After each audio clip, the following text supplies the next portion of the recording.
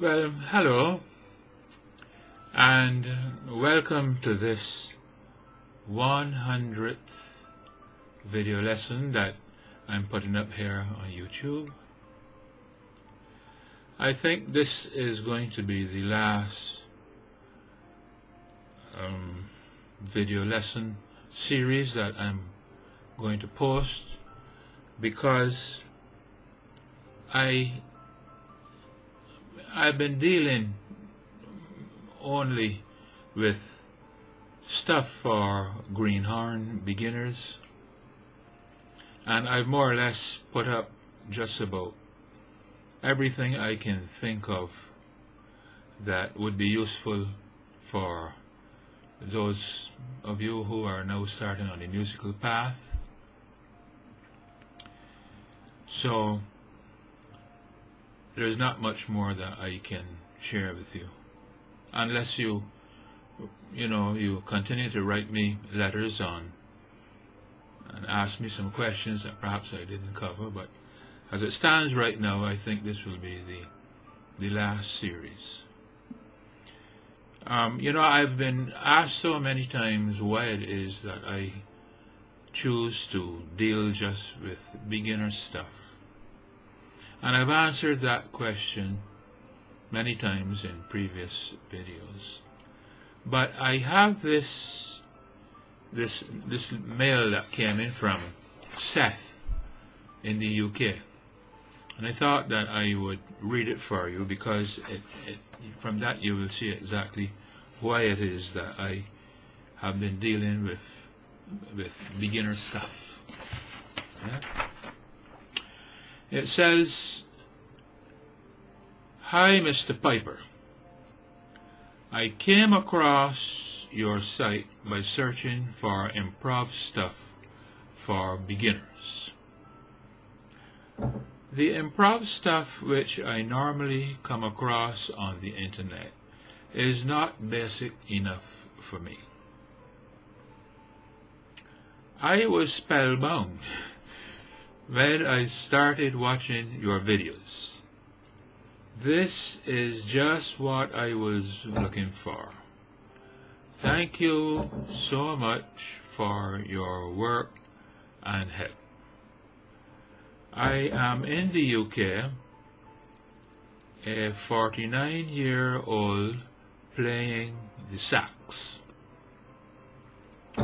What I like is that you take the mystery out of the improv. I have subscribed to your site and will be keeping a close eye on your videos.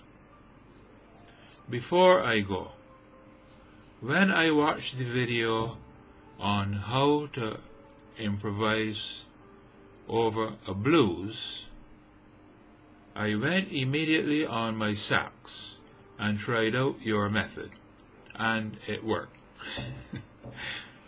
I am on cloud 9 now, with a big smile on my face. Keep up the good work."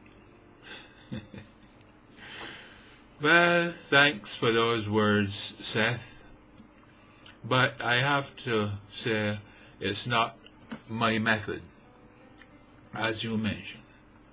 What I give here is basic music theory, you could say. It's just that I probably explain it a little clearer. A lot of the stuff on the internet is given by teachers who seem to understand that the students who tune in have a certain fundamental information already. And of course, many of them do not. That is why it is difficult for them to follow. It's like trying to teach someone about 6, 7, and 8, when in fact they do not know about 1, 2, and 3, if you understand what I'm saying. This, most likely, then, is the last series of lessons that I'm going to put up. and you understand why I have been dealing with beginner's stuff. Well, it's clear from that letter which I just received and most mail I get that the greatest interest is in about improvising. And I have a website with a whole lot of additional information for beginners there that I haven't, touched upon here. So please do look in the margin note for the address of the site, because there's a lot of good material that you should know about, which you'll find there. So what I'm about to give here is going to be essentially a rehash of most of the stuff that I have given already. And the reason why I am doing this is simply because we learn by repetition. Yeah? It's by hearing the same thing over and over that it begins to stick, especially if it is said using different words and illustrations. Also too, a lot of the stuff that I've put up previously, is somewhat scattered. You'd have, amongst the many videos, and so you might you might get lost looking for it. So I want to try to kind of put it all together in one place here, if I may. Now, let's get going then on this subject, easy improvising for beginners. As you know, I only have 10 minutes on a video, so the time will come up when I'll have to close down and continue on the following video, and I'll just do that with a little ado. All you'll have to do is to look for the continuing episode where I carry on.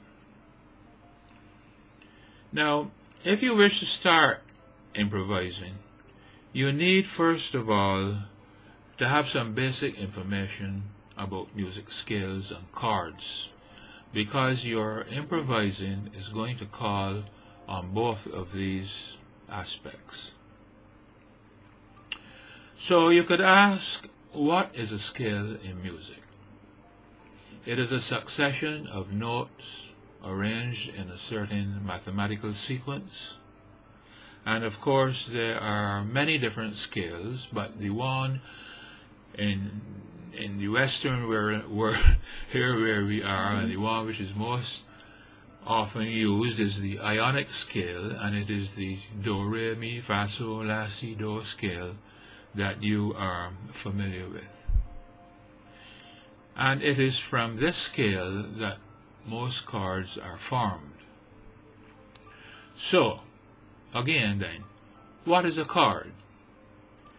Well, a chord is a number of notes sounded simultaneously.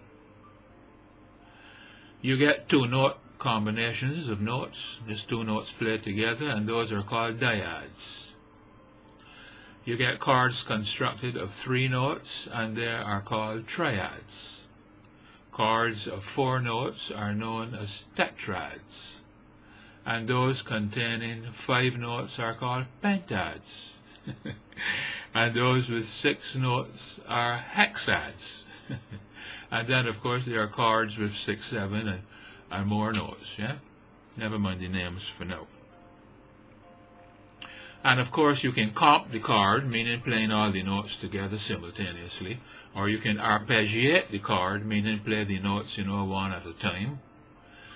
And this is actually a very useful tool in improvising, and I'll show you about that in a while.